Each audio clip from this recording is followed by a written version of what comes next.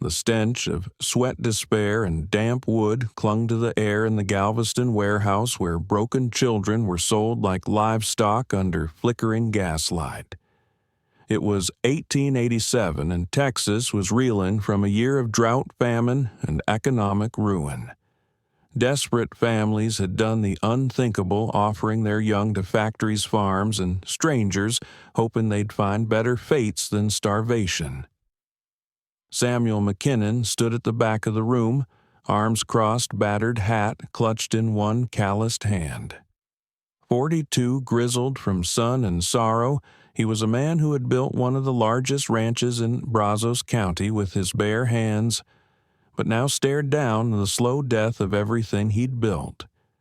The cattle were thinning the land, turning cruel, and his marriage barren. 15 years of waiting, of Martha crying quietly after each failed attempt to bear a child. There were whispers among the ranch hands. What good's a man if he leaves no heir? He didn't answer those whispers. He just kept working. Then the auctioneer's bark snapped him back to the present. Next up, girl 14. Strong for her size. Been in the cotton field since she was 8. Knows her letters and numbers. Good with animals. A thin girl stepped onto the platform, her feet bare and blistered. Her brown hair was tangled, hanging like ropes around her sunken cheeks. Her dress, if it could still be called that, was a patchwork of rags and string. But it wasn't the condition of her body that caught Samuel's attention. It was her eyes. Sharp, calculating, not broken. She scanned the room like a cornered fox counting exits, weighing odds. $20, barked a man near the front. Thomas Briggs, a known brute who worked his farm hands like beasts. 30, called another voice. Samuel's boots shifted before his brain did. 50, he said, his voice cutting the room like a cleaver. The warehouse fell silent. $50 was more than most of these children would earn in 2 years. The auctioneer blinked, then grinned. 50, do I hear 60? No sold. To the gentleman in back. Samuel stepped forward, his boots echoing across the floorboards. He expected gratitude, fear, maybe confusion. But when the girl looked at him, what he saw made him stop, cold pity. She looked at him like he was the one who had been sold, like she could already see the cracks in his soul. Name's Rebecca Sullivan, the auctioneer said, handing him a scrap of paper. Orphaned last winter. Parents died of fever. Been living wild ever since. Samuel tipped his hat and turned to the girl. Up close, she looked even smaller, wrists like twig shoes with toes peeking through. Her silence pressed against him like a question. Miss Sullivan, he said gently, I'm Samuel McKinnon. You'll be coming to work on my ranch. She studied his face for a long, unsettling moment. What kind of work? House chores, cooking, cleaning, helping with the animals. My wife will show you the rest. And if I say no, Samuel blinked. Most of the children he'd seen today had resigned themselves to fate without a word. This girl still had fight in her. You've got a choice, he said slowly. But winter's coming and Galveston streets aren't kind to anyone, least of all a girl alone. Rebecca glanced around at the hungry men, eyeing the children, at the shattered hopes that lingered in every corner of the room. Then she turned back to Samuel, a flicker of resolve settling in her jaw. I'll come with you, she said. The journey to Brazos County took the better part of a day. Rebecca said little, but Samuel noticed how she watched everything, the horses, the road, the sun. She was mapping the world like someone who'd already had to run once and expected to again. You planning to escape? He asked. She didn't look at him. Depends. On what? On whether you bought me to work or for something else. Samuel pulled the wagon to a sharp halt and turned to face her. Listen close. I bought you to help on the ranch. Nothing else. Any man who'd harm a child deserves to be strung up, and I include myself in that." She held his gaze for a long moment, then gave a single nod. They rode in silence after that, not tension, but understanding. As the sun dipped low, they crested the final hill. Rebecca gasped softly. Below, the McKinnon Ranch unfurled across the valley like a forgotten kingdom, weathered barns, sprawling pastures, and a big timber house with a wraparound porch. "It's bigger than I expected," she murmured. "Took me 20 years to build," Samuel said. "Of course it'll all go to strangers when I'm gone. Martha and I never had children." Rebecca said nothing, but something flickered across her face, something Samuel didn't quite understand. Not yet. When they arrived at the ranch house, Martha stepped onto the porch, her eyes widening at the girl's condition. "Good Lord, child," she breathed. "You look like you haven't eaten in weeks." "She probably hasn't," Samuel replied. Martha's expression changed something soft maternal. "You'll have the spare bedroom upstairs, not some room off the kitchen. Let's get you cleaned up." As Martha led Rebecca inside, Samuel stood at the steps and watched them disappear into the house. He had come to Galveston looking for cheap help, but something told him he'd brought home far more than a laborer. He'd brought home a storm. The first morning at the McKinnon Ranch broke with frost edging the windows and the scent of bread rising in the oven. Rebecca woke in a bed softer than any she'd ever known, but the softness made her wary. Comfort, she'd learned often, came with conditions. She dressed quickly and made her way downstairs where Martha McKinnon was already bustling in the kitchen. The woman didn't look up at first. Her sleeves rolled her movements swift and practiced, but when she finally turned and saw Rebecca standing there, something flickered across her face. It wasn't surprise. It was something closer to hope. "Up early," Martha said, wiping her hands. "That's a good sign." "I'm used to it," Rebecca replied. "Well, then let's see what you can do." From that moment, a rhythm began. By sunrise, Rebecca was hauling wood, tending to the garden, and feeding the chickens. By mid-morning, she was mending torn shirts and patching saddlebags.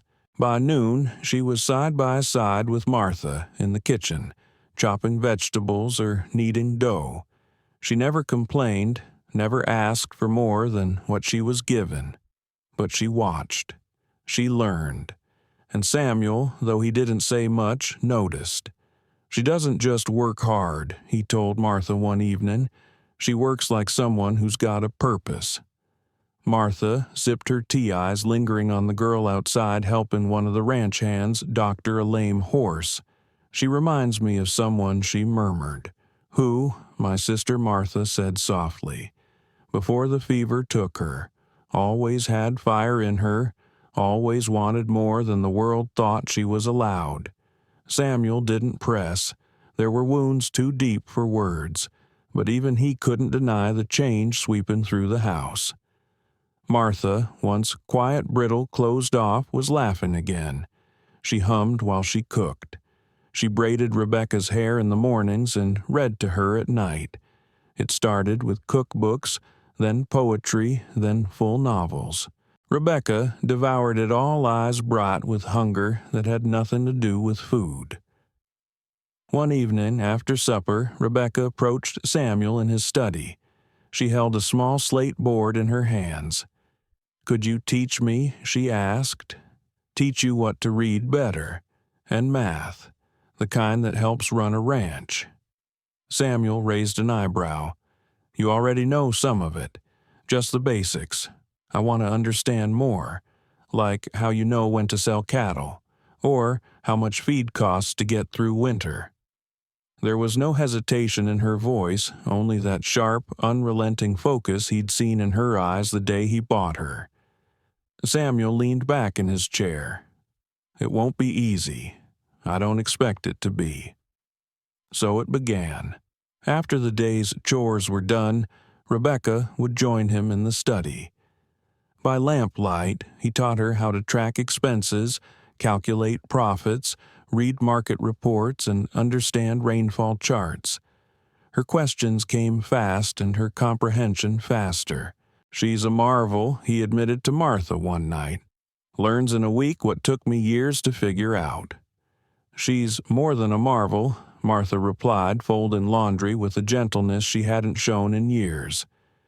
"She's healing something in me, Samuel." He looked up. "I used to sit in that spare room," Martha said, her voice distant, "and imagine what it would be like to tuck in a daughter, to teach her to cook, to brush her hair, to pass down the things my mother taught me. I gave up on that dream a long time ago. But now it doesn't feel like a dream anymore." Outside, Rebecca moved through the darkened barn, lantern in hand, checking the horses before bed. She didn't know that two sets of eyes watched her with the weight of memory and longing. She only knew that this place, the ranch, the house, these people felt different from anything she'd known before. And that difference was terrifying, because she was starting to care, and caring made you vulnerable. One night in the barn loft, Samuel found her staring out across the moonlit fields. "You okay?" he asked. Rebecca nodded, then added, "Just thinking." "About my parents," she said.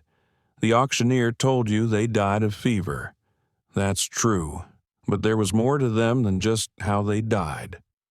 Samuel sat beside her.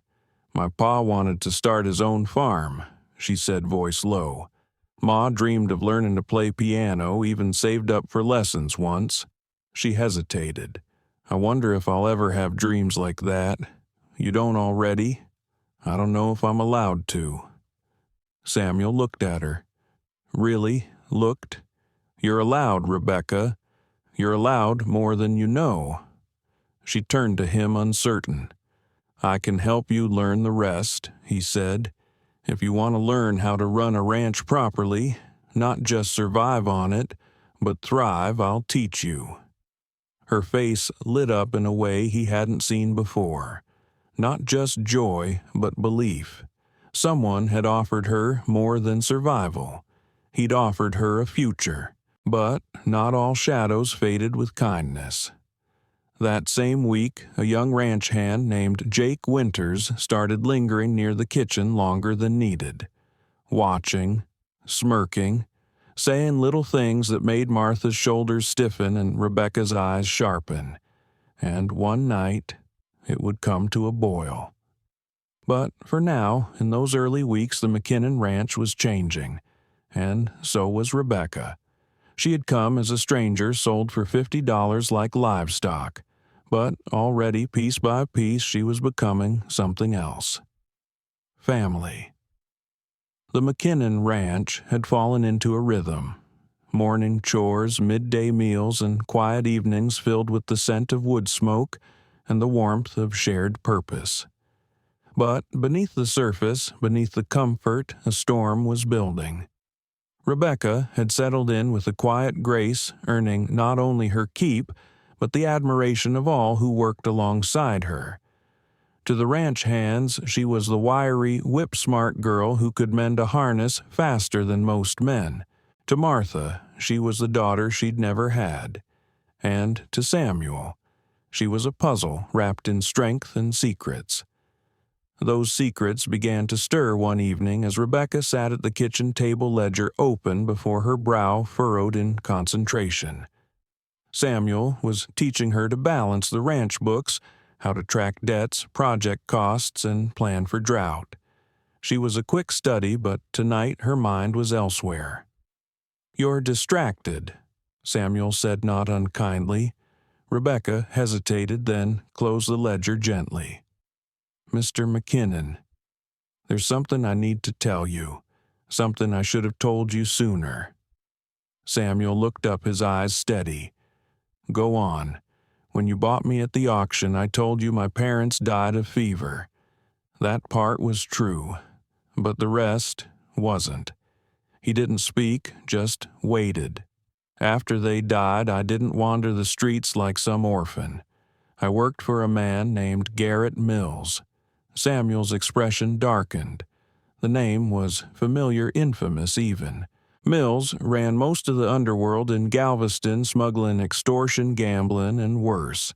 He was untouchable, invisible to the law, but feared by every honest man in Texas. What kind of work, he asked, careful not to let alarm creep into his voice. Rebecca looked him straight in the eye. Not what you think. I was too young for that. Mills used me because I was small, quiet, and fast. I delivered messages, watched people, and... She paused. I kept books. Samuel stiffened. Books. She reached into her satchel, hidden beneath the table, and pulled out a small leather-bound notebook, weathered and stained the spine nearly torn from years of hiding. I copied everything Mills did. Payments, names, bribes, city officials, sheriffs, judges. I knew it was dangerous, but I thought, if I ever needed protection, this might be it. Samuel opened the book, carefully scanning a few pages. What he saw made his skin crawl. Dozens of names, dates, amounts, locations, cold, meticulous proof of the rot festering in the heart of Texas. "You took this from him?" he asked. Rebecca nodded. "I didn't mean to steal it, not at first. I just wanted something to hold over him. But when I ran, I kept it. And now, I think someone's looking for me." Samuel's jaw clenched. "Why do you think that 2 days ago I saw a flash in the hills east of the property, like sunlight off a spyglass, and yesterday I found horse tracks down by the creek, deep ones not from any of our stock?" He stood up slowly, walked to the window, and scanned the ridgeline. It was quiet now, peaceful, but he knew better. Peace never lasted long on the frontier, not when devils came riding. "Why didn't you tell me sooner?" Rebecca's voice was low. "Because I was afraid. Afraid you'd send me away if you knew the truth." Samuel turned back to her, his voice firm. "Rebecca, what you did to survive doesn't shame you. What matters is that you were brave enough to get out. And now we protect each other.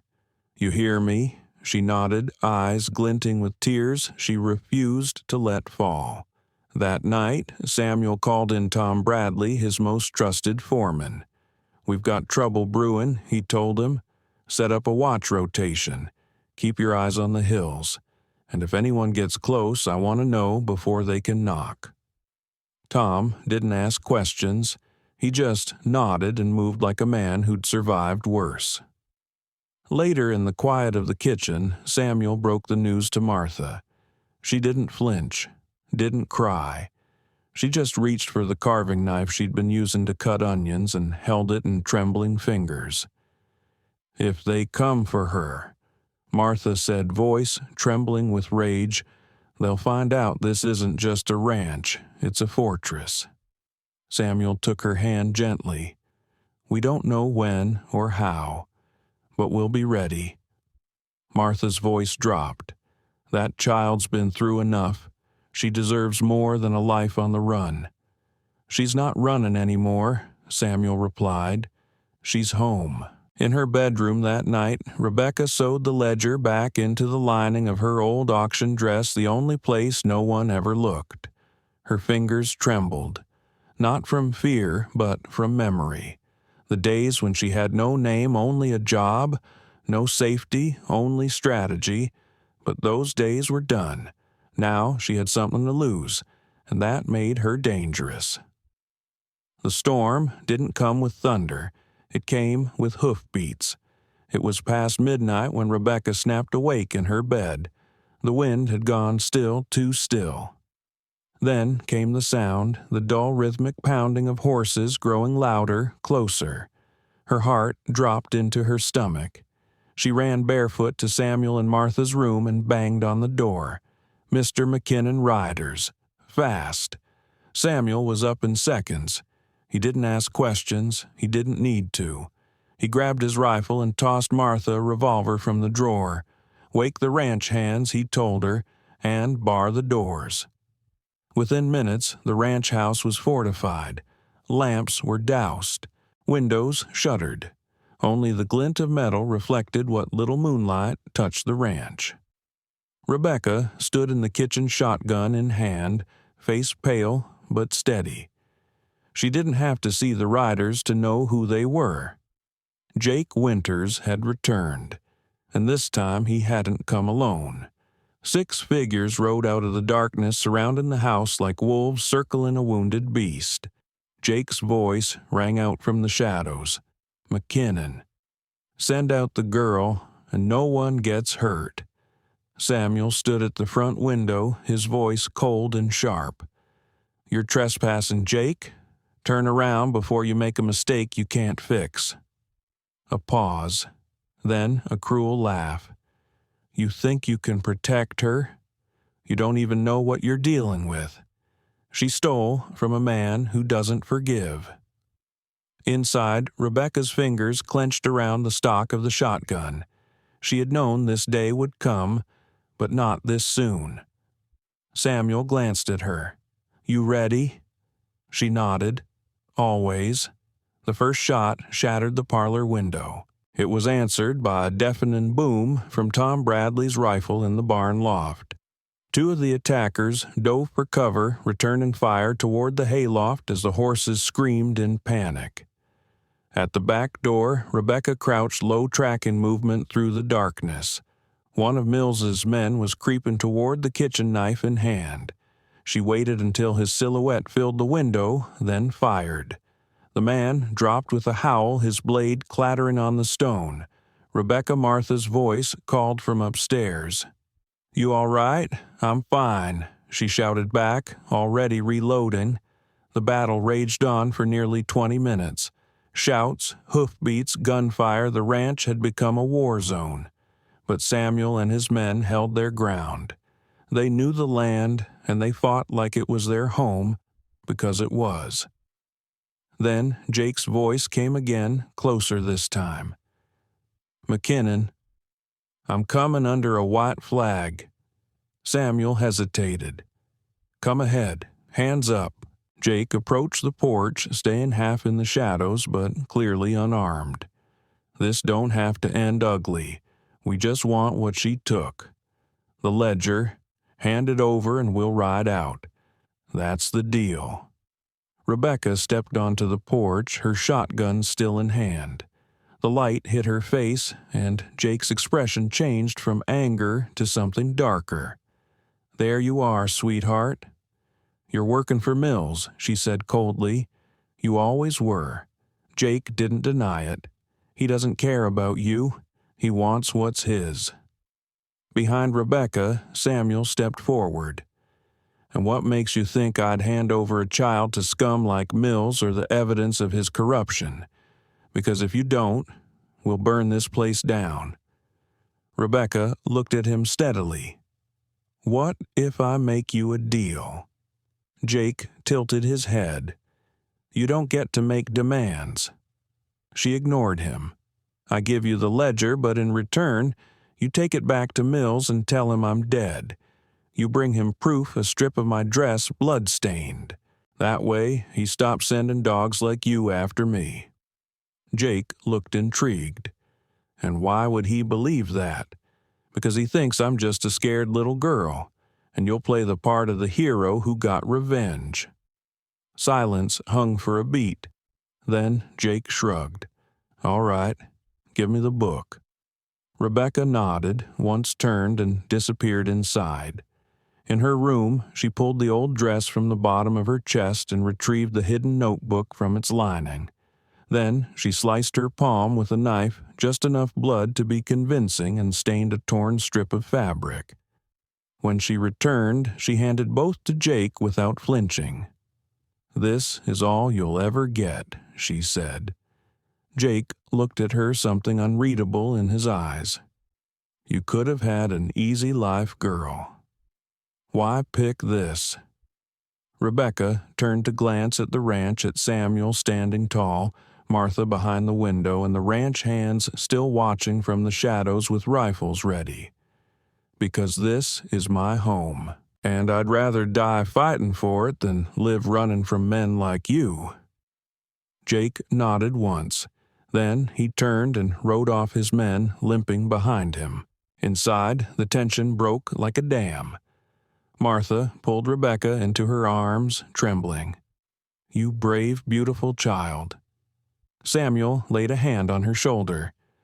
"You didn't just save yourself tonight. You saved all of us." Rebecca looked around at the people who had become more than protectors. They were family. And now, thanks to her, they were free. The dawn after the attack arrived painted in pale gold, but peace had not yet fully returned. Though Mills's men had retreated, the memory of gunfire still echoed in the halls of the McKinnon house. Rebecca barely slept. Neither did Samuel or Martha. Something had changed in the night, not just the ranch's security, but the shape of their hearts. 3 days later, as the ranch fell back into cautious routine, the conversation came. It was after supper. The fire crackled in the hearth, casting shadows against the walls. Rebecca sat curled in the reading chair, her legs tucked beneath her, studying one of Samuel's cattle journals. Samuel leaned forward, elbows on his knees. Martha folded her hands in her lap, nervous in a way she hadn't been since her wedding day. Rebecca, Samuel began. "There's something we'd like to talk to you about." She closed the book carefully, sensing the weight in his voice. "What is it?" Martha took over, her voice soft but certain. "We want to adopt you, make you our daughter, legally, fully." Silence filled the room. Even the fire seemed to still. Rebecca blinked slowly as if the words needed time to land. "Adopt me. You're already family in every way that matters," Samuel said. "But we want to make it real. For your sake. For ours. You'd inherit the ranch one day. You'd have a name that belongs to more than your past." Martha reached for her hand. No more living in fear. No more being someone else's shadow. For a long moment, Rebecca said nothing. She stared into the flames, face unreadable. When she finally spoke, her voice was quiet but steady. "I'm grateful, more than I know how to say. But I need time to think." "Of course," Samuel nodded. "Take all the time you need." That night, Rebecca sat alone in the barn loft, staring out over the moonlit fields. The horses shuffled below. A coyote howled in the distance. Her hand traced the spine of the cattle journal in her lap, but her mind was far from profit margins. She thought about the girl she'd been standing barefoot on an auction block, eyes darting like prey. She thought about the night she'd swung a skillet into Jake Winter's skull, her arms shaking with rage and fear.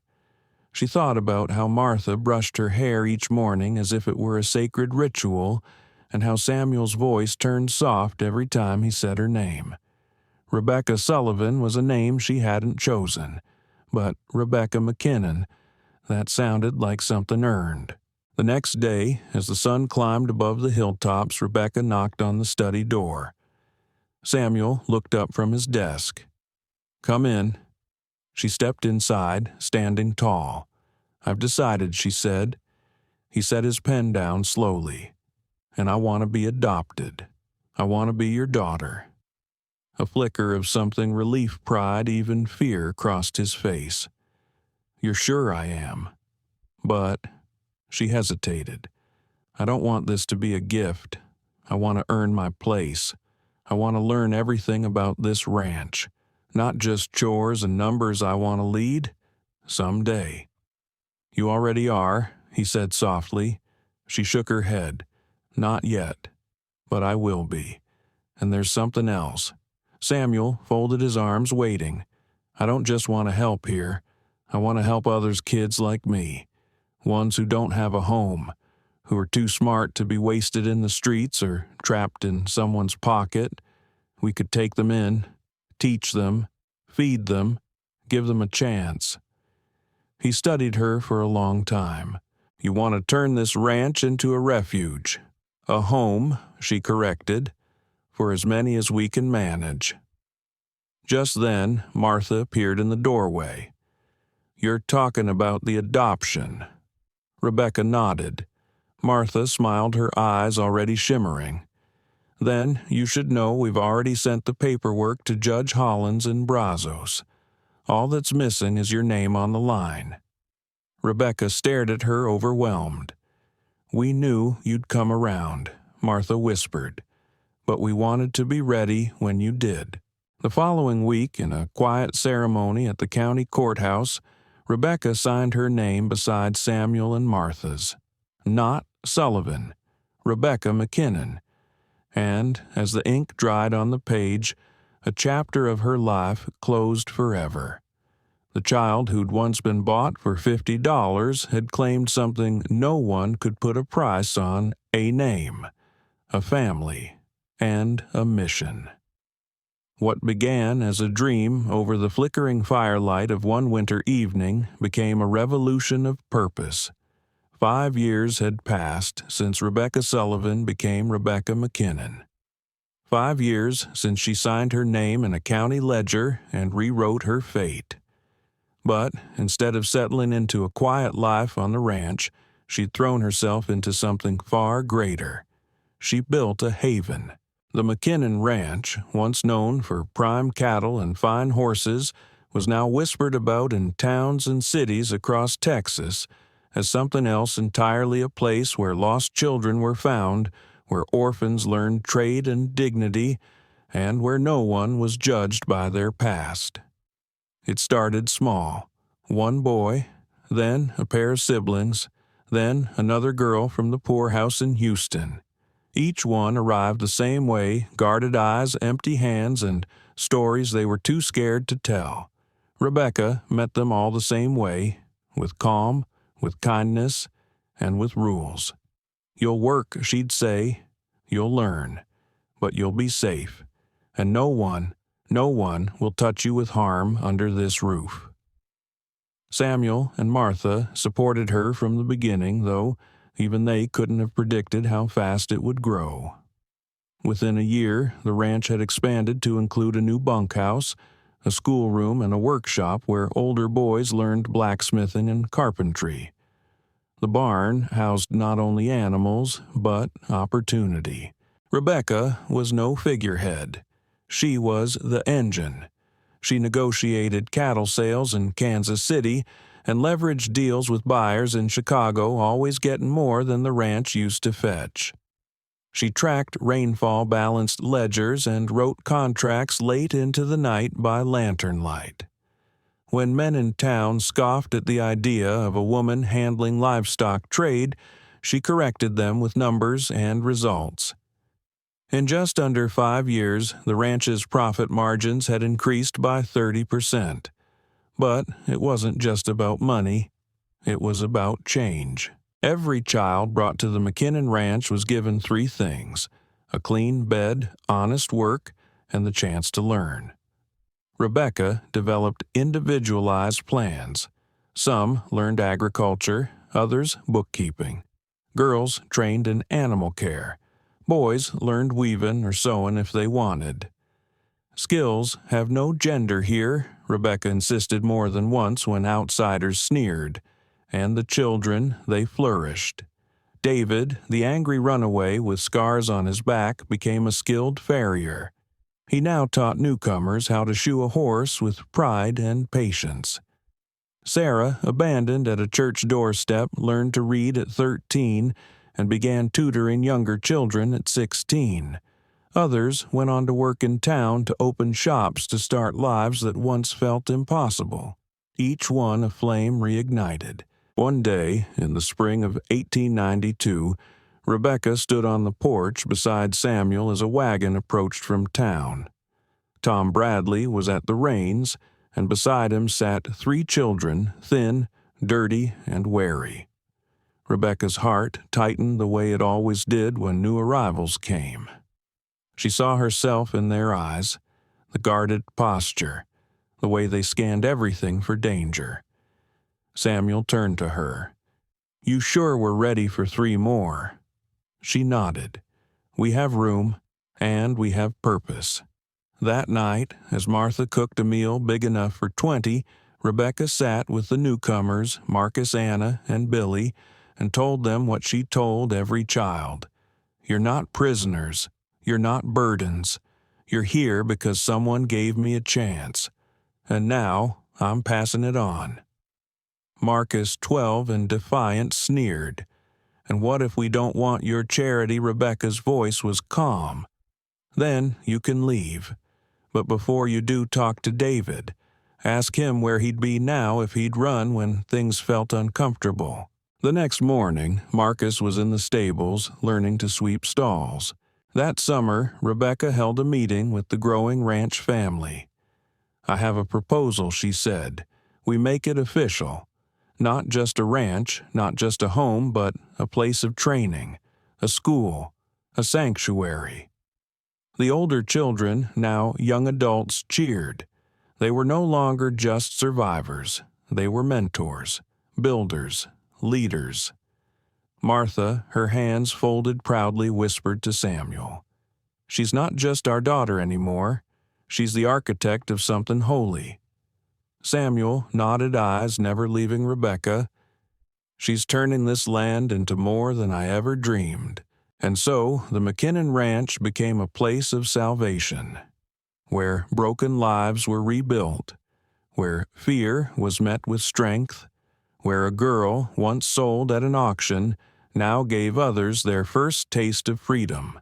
And Rebecca, strong, relentless, and wise beyond her years, stood at the center of it all, not as a savior, but as someone who once needed saving and never forgot what it felt like. By the end of the 7th year, the McKinnon Ranch had become more than a farm, more than a home. It was a force of nature, a living, breathing sanctuary built not on wealth or status, but on sacrifice, sweat, and second chances. 63 children had passed through its gates by that summer. 63 names, faces, and stories, each one different. Each one marked by the same quiet miracle: someone had cared enough to stop the cycle. At the heart of it all stood Rebecca McKinnon.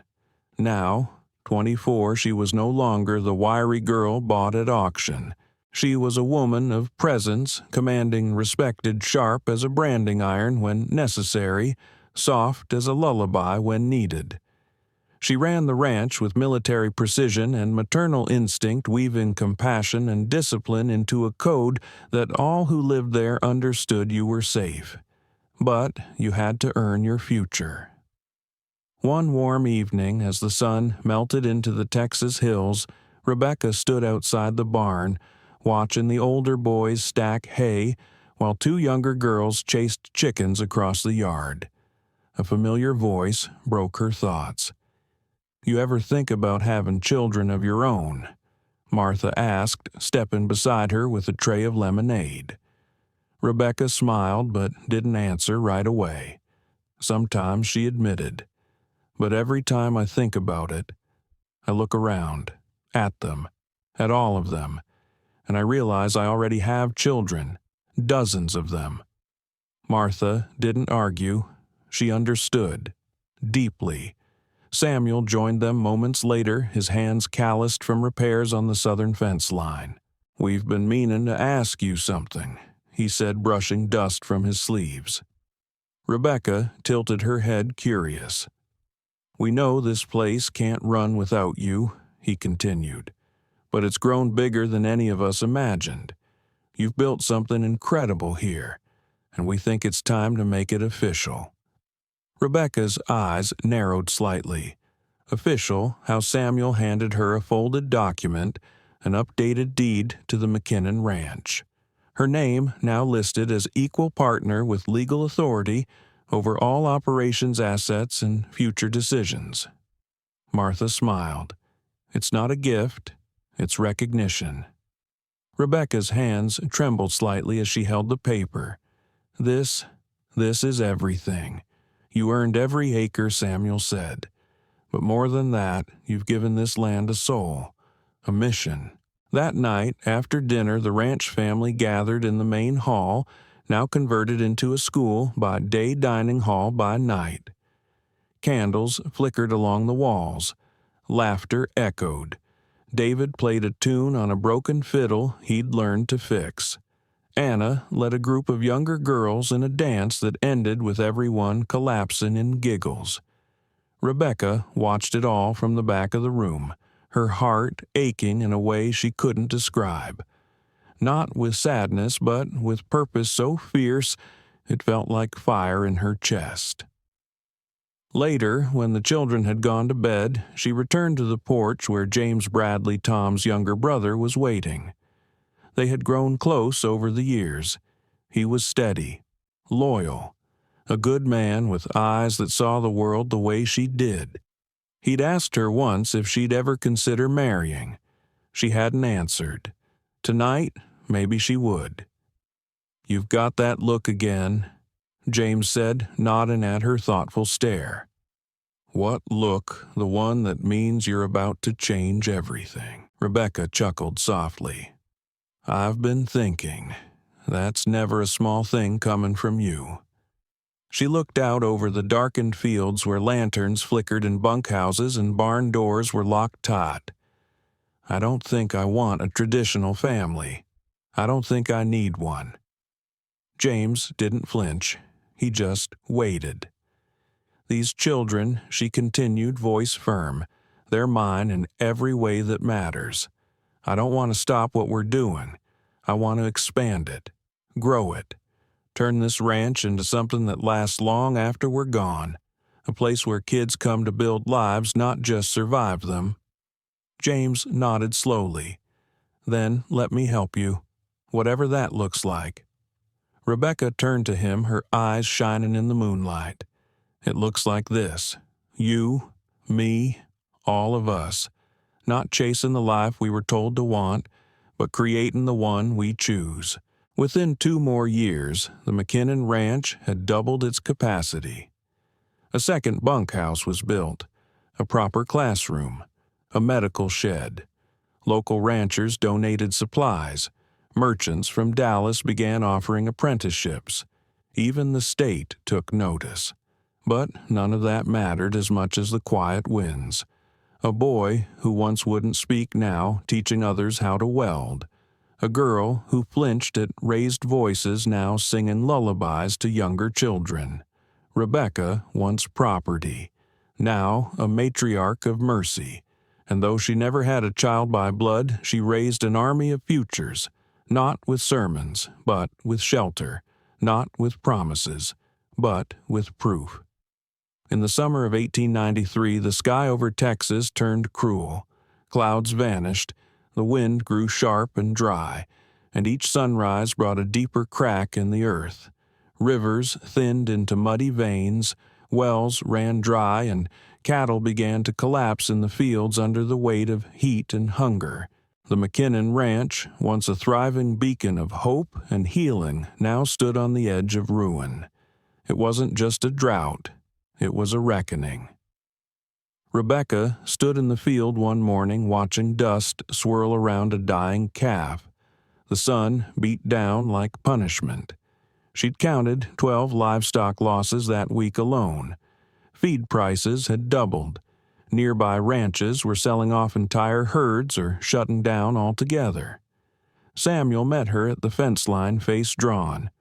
"We're running out of time," he said, "and out of water." "We're not out of hands," Rebecca replied, "and not out of fight." That evening, she called a ranch-wide meeting in the main barn. Every child, every worker, every hand gathered under the rafters as the air crackled with fear and fatigue. Rebecca stepped up onto a crate, dust on her boots, sweat at her collar, but fire in her voice. "I won't lie to you," she began. "This drought is the worst we've seen, and if we don't act together, think smart, move fast, we could lose everything." A murmur moved through the group. Some of the younger children clung to the older ones. But she continued, "I don't believe this ranch is just wood and cattle. It's us. what we've built together, what we've survived already. This isn't our end. This is our test." James stepped forward. "What do we do?" Rebecca didn't hesitate. "We dig new wells, we rotate the herds, we ration water, conserve feed, and tighten our belts." Martha added, "We'll garden smarter shade nets, early morning irrigation only. We'll stretch every drop." David, now a grown young man and respected mentor, spoke next. "We're not going anywhere. We're with you, Rebecca, all the way." The next morning, the work began. Marcus, once a street-hardened boy, now 17, took charge of a scouting crew to search for groundwater signs. They walked miles, digging test holes and marking dry patches. He discovered 2 new water pockets on the far western ridge, just enough to keep the main herd alive. Sarah, now 16 and one of the ranch's strongest minds, organized the children into efficient work teams. They hauled water before sunrise, shaded vegetables during the day, and slept in rotation to preserve energy. Samuel, despite his age, returned to the field with the hands repairing fences, hauling hay, digging trenches with the endurance of a man half his age. And Rebecca. She became everything: a general, a provider, a teacher, a sister, a mother. She rode from ridge to ridge, overseeing irrigation, bartered with nearby ranchers for hay at fair prices, and negotiated with buyers in Austin to delay cattle shipments until the rains returned.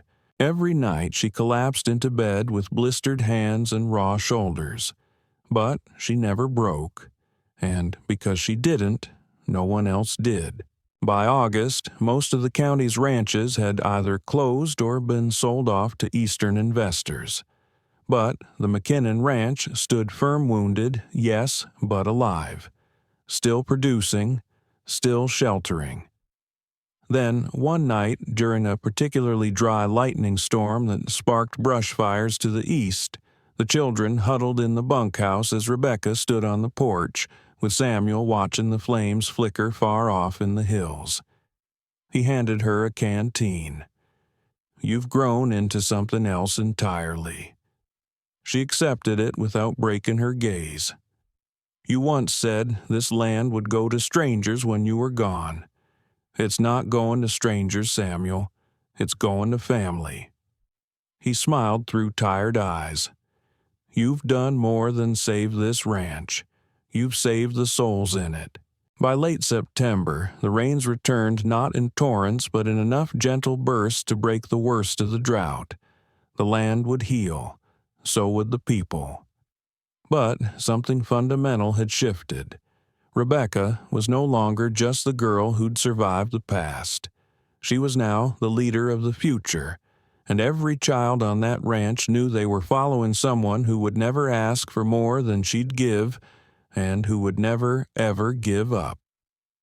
By the spring of 1894, the worst of the drought had passed, but the land still bore its scars, cracked, earth-thinned herds and barns missing a few boards from hard winds and harder times. And yet the McKinnon Ranch stood strong, not because of luck, but because of leadership, because of a girl once bought for $50 now, a woman forged in fire, drought, and sacrifice. Rebecca McKinnon. She had grown from a survivor into a strategist, a teacher, a protector, and everyone on the ranch, from the youngest child to the oldest ranch hand, looked to her not just for instruction, but for hope. One morning, as the air turned warm with the promise of another planting season, Samuel asked her to join him in the study. His hands trembled slightly, not from age but from what he was about to say. Martha sat beside him, her hair now fully streaked with silver, but her eyes still bright with determination. Samuel slid a leather-bound folder across the desk. Rebecca opened it slowly. It was the full deed and legal transfer of ownership of the McKinnon Ranch land, livestock, assets, and all. Rebecca's breath caught. "What? Is this? It's yours now," Samuel said. All of it, Martha added gently. You've been running this place in spirit for years. It's time the law caught up. Rebecca stared at the paper, her name printed in bold ink. Rebecca McKinnon, sole heir and proprietor. I don't know what to say, she whispered. You don't need to say anything, Samuel replied. Just know we never saw you as anything less than our daughter. Not by blood, but by choice. Rebecca's eyes shimmered with tears she rarely let fall. Are you sure? She asked, voice cracking. I'm not. You're everything, Martha interrupted softly. Everything this land stands for. Everything we hoped our name would mean. And more. Samuel reached across the desk, placing a hand over hers. This isn't charity. It's legacy. And you've earned every acre of it. That evening, they gathered the entire ranch family in the main barn. Children, teens, workers, neighbors, over 80 people stood beneath the rafters, whispering and wondering why they'd been called. Samuel stepped forward, cane in hand, but his voice was strong. Years ago, I stood at an auction in Galveston and saw a girl with eyes full of fire. I thought I was rescuing her, but in truth, she rescued us. He turned to Rebecca. She brought life back to this land, purpose, back to this family, and hope to every child who's crossed this gate. Then he raised her hand high. As of today, Rebecca McKinnon is the new head of this ranch. This isn't a goodbye. Martha and I will still be around, but the torch is hers now, and I can't imagine better hands. There was a long, stunned silence. Then the room erupted into applause. David, now running his own blacksmith shop, cheered. Sarah wiped tears from her cheeks. Marcus whooped and clapped. Even the younger children, some who barely understood what was happening, joined the celebration. James Bradley stood near the back, a proud smile on his face. He had known this day would come. He'd seen it in Rebecca from the beginning. Later, after the crowd had thinned and lanterns burned low, Rebecca sat with Samuel and Martha on the porch, wrapped in a blanket, sipping tea. I keep thinking about what you said, she murmured. Chosen family. It's real, Martha said softly. Family isn't who shares your blood. It's who chooses to love you, protect you, and believe in you when the world won't. Samuel chuckled. Sometimes the family you choose is stronger than the one you're born into, because it's not duty, it's devotion. Rebecca looked out over the ranch, her ranch now, where children slept safely in the bunkhouse, where horses dozed in the barn, where stars burned hot above the open fields. She had no royal name, no moneyed lineage, no inherited bloodline, and yet she had built a kingdom of mercy, labor, and love. In the years to come, Rebecca would be known across Texas not as the girl from Galveston, not even as Samuel's adopted daughter, but as the woman who proved something simple yet powerful. That blood might make a family, but choice makes it sacred. And on the McKinnon Ranch, sacred bonds were forged every day, with sweat, with grit, with love chosen and never ever regretted. In the spring of 1903, the winds carried not dust, but legacy. The McKinnon Ranch, once a scarred patch of dirt and cattle in the middle of East Texas, had become a legend, a place where children were not just sheltered, but transformed. Word had traveled far beyond county lines. Reporters, senators, and state officials had come not just to see livestock, but to witness a miracle. They called it the McKinnon Miracle, and at the center of it stood Rebecca Harrison, formerly McKinnon, formerly Sullivan, once a number on an auction slip, now a symbol of redemption and purpose. She stood tall on the porch of the main house, dressed plainly in a long cotton dress, a wide-brimmed hat shielding her eyes from the May sun. The ranch bustled behind her, boys herding sheep in the pastures, girls carrying books to the schoolhouse, the clang of a hammer echoing from the workshop. Over 60 children currently lived and worked here. Nearly 100 more had passed through its gates and gone on to live honorable, independent lives. And now, dignitaries from Austin, reporters from the Houston Post, and representatives of the Children's Aid Society had come to see it all with their own eyes. At the end of the tour, they gathered beneath the oak tree, where the first bunkhouse had been built, a place now sacred to all who had ever called the ranch home.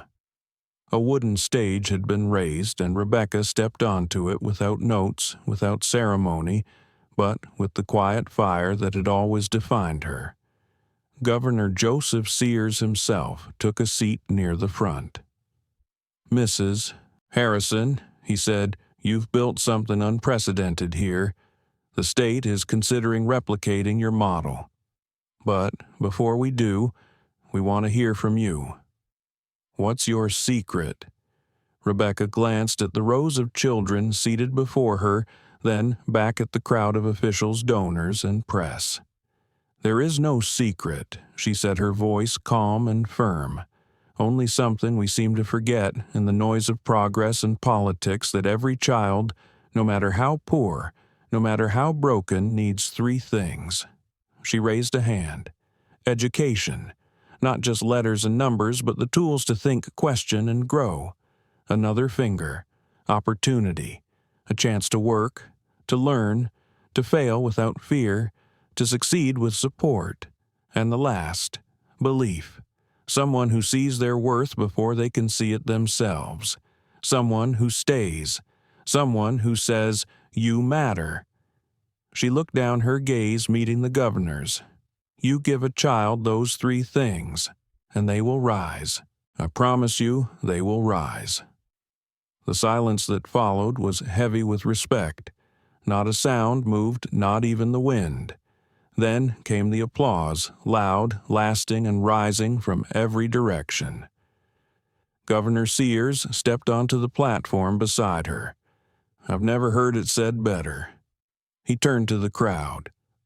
"Let it be known that what you see here today is not the result of money or politics, but courage. The courage of one woman to turn a ranch into a movement. The courage of one family to adopt not just a girl, but a purpose." He paused, then added, "Texas will study this place. But more than that, we will learn from it." That night, as the lanterns were lit and the visitors departed, Rebecca sat on the porch with James, her husband of 2 years, and a quiet pillar beside her every step of the way. He handed her a cup of coffee. "You made quite the impression today. I wasn't trying to," she said with a smile. "You never are.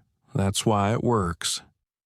They watched the children laughing near the bunkhouse, the girls braiding each other's hair, the boys trading carved wooden toys from the workshop. "You ever regret not having children of your own?" James asked. Rebecca didn't hesitate. "No," she said, "because I have more than I ever dreamed of, and every one of them was chosen." He nodded. "Well, you've given them a world." "No," she said softly, "we have." As the stars bloomed across the Texas sky, Rebecca stepped down from the porch and wandered toward the barn.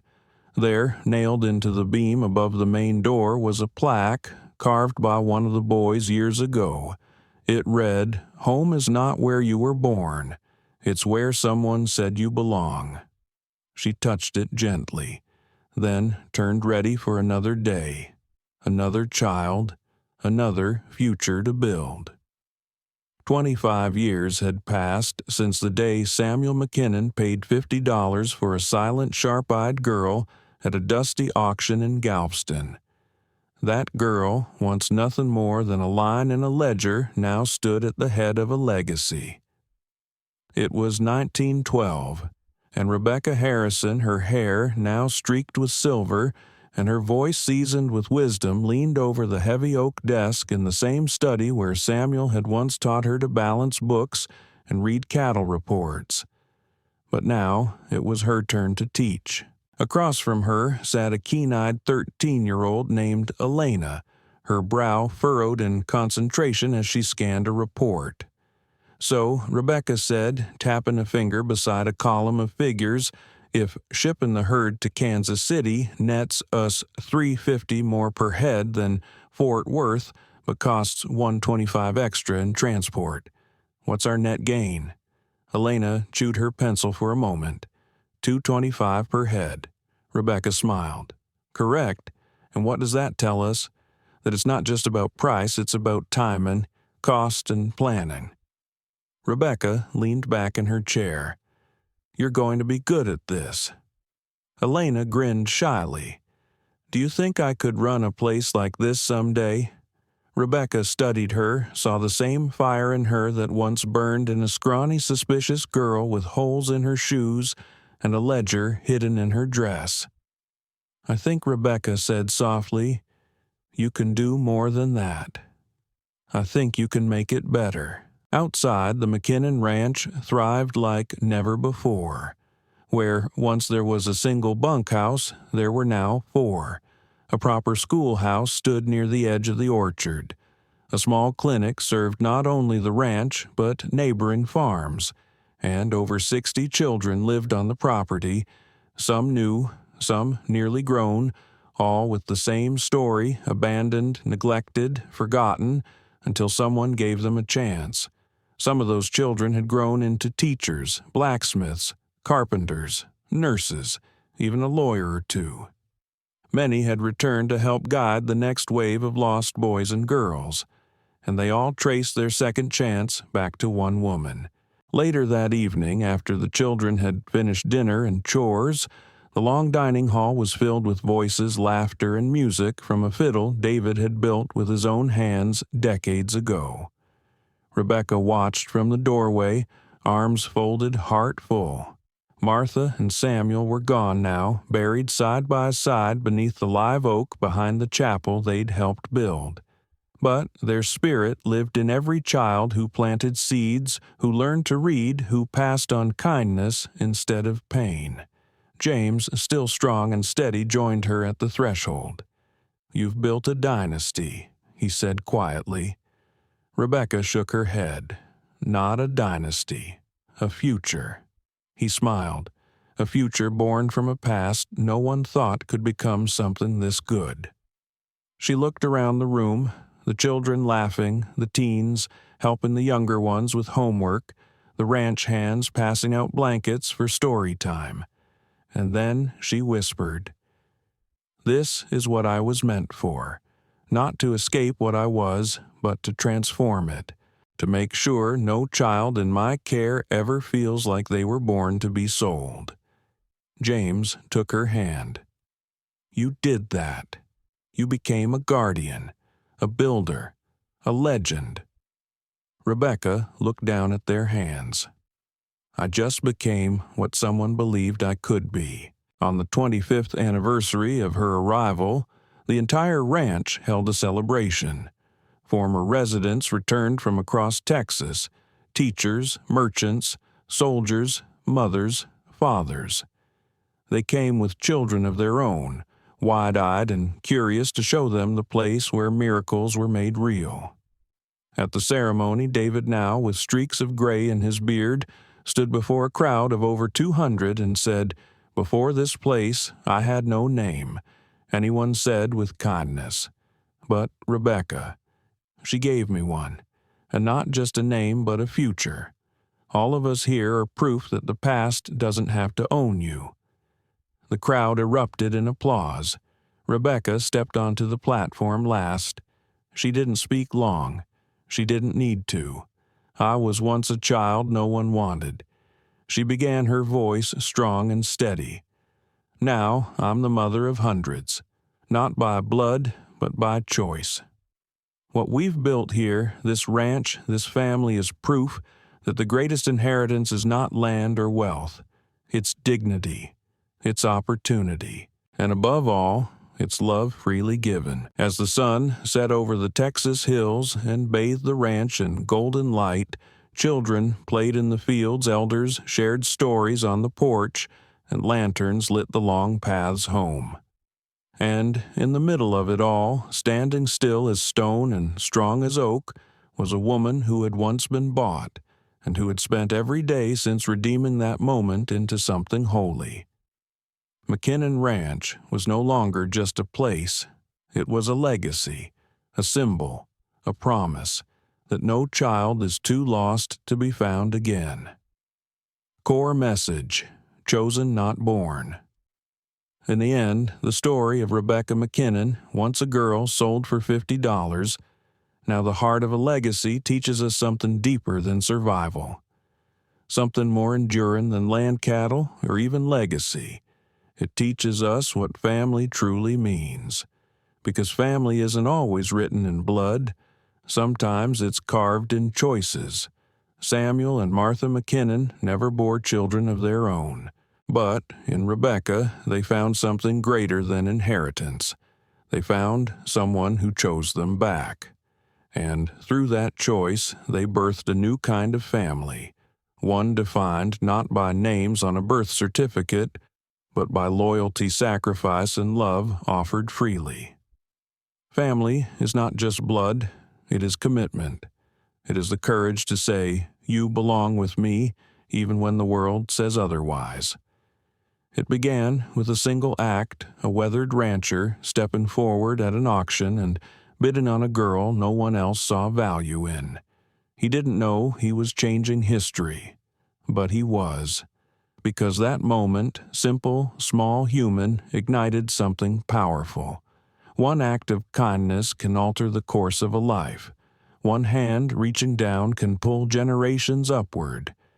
And in that spirit, Rebecca spent her life not offering pity, but purpose. She didn't see broken children. She saw untapped strength, unseen potential. Where others saw problems, she saw promise. At McKinnon Ranch, no child was treated as charity. They were trained, educated, respected. They were taught not just how to survive, but how to rise, how to lead, how to believe in themselves again. Children don't need rescue, they need respect. Not pity, but people who see who they could become and give them a place to begin. Rebecca's story reminds us that love is strongest when chosen, that healing doesn't begin with grand speeches, but with open doors, steady hands, and the patience to walk alongside someone until they can walk on their own. And that sometimes the greatest miracles are born in the dust, quiet, fierce, and forever.